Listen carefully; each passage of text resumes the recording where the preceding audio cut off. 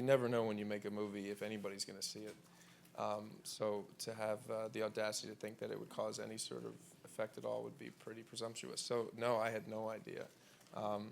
But you know, any discussion that sort of sheds light to the plight of the soldiers and the men and women in the armed services, you know, for that discussion to occur is fantastic.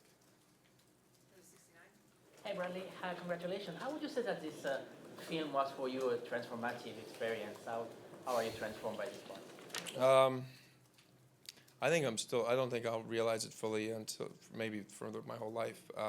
It was life-changing completely. Anytime you play a real person, and he was murdered 2 years to the day, actually today is February 2nd. He was murdered February 2nd, 2013.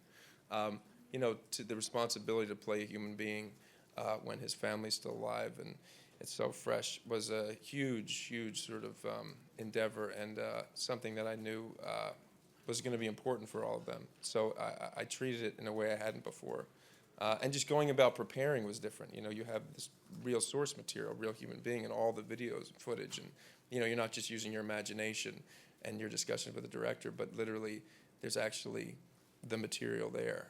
And I was, you know, fortunate enough that Taya, his wife, gave us everything. You know, I had, you know, thousands, literally, of hours of footage of watching him.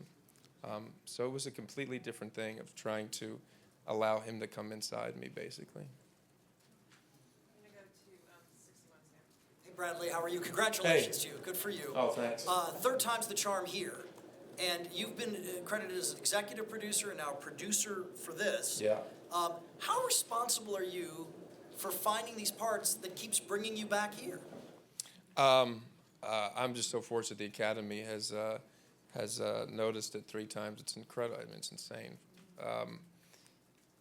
You know, I just really loved the story initially, and it's changed over the years, this story of American Sniper. I love the story, the genre, but then when he was murdered, you know, a year and a half into our development, it changed everything, and it became a different movie. It became much more about the plight of the soldier and their family, and you know, you never think about whether you wind up here, but you just hope that people are going to watch it and it's going to somehow have an impact. Hi there, Bradley.